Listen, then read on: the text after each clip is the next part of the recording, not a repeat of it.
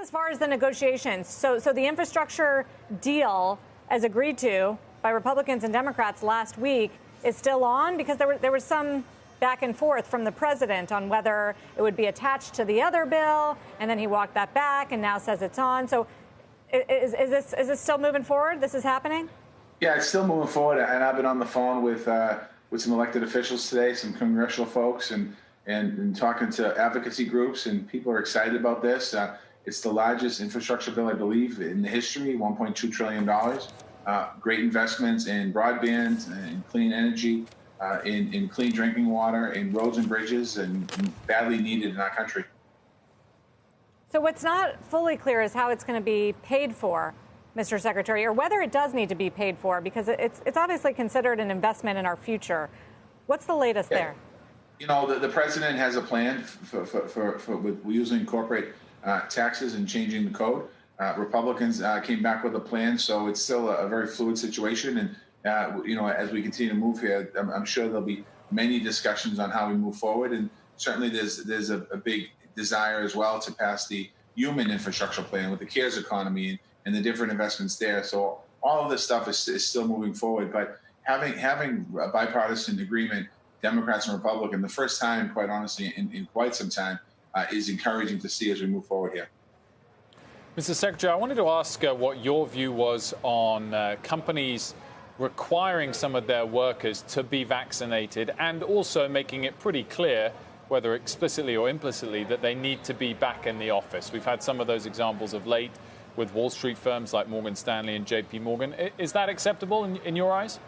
Well, certainly everyone has different opinions when people come back to work. I know that lots of businesses in this country are talking about after Labor Day. There are some businesses that want to come back to work now, and they kind of have different ideas on when people want to go back to work. What I'm trying to do is encourage people to get vaccinated.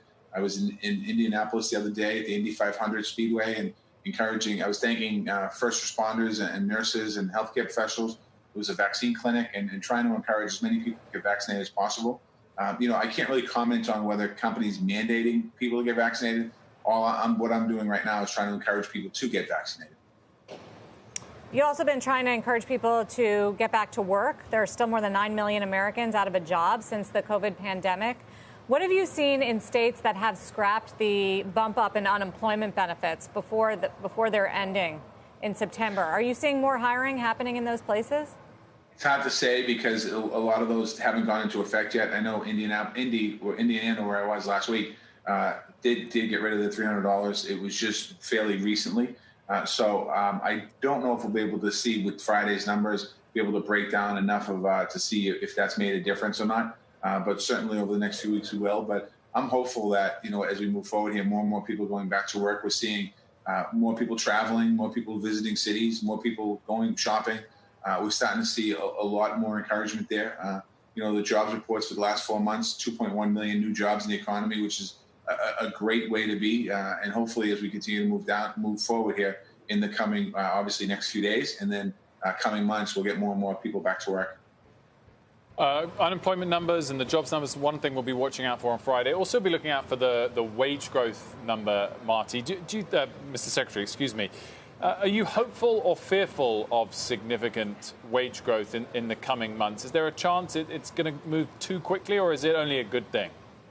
I think wage growth is a good thing. I mean, I think you create opportunities for people. I mean, President Biden, when he first got elected president, when he was running, was talking about trying to increase people's wages, allow them opportunities to get into the middle class.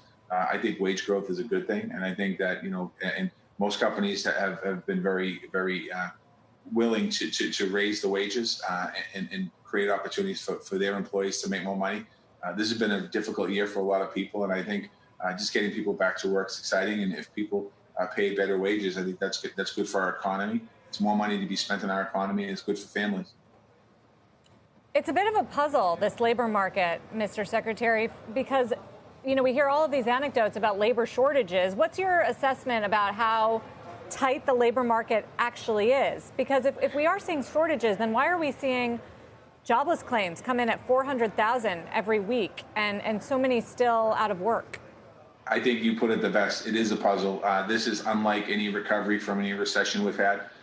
We're seeing numbers and antidotes all over the place about different reasons why people aren't going back to work, why certain areas are coming back slow. Again, I don't know if we'll be able to compare this time to any other period in the history of our country.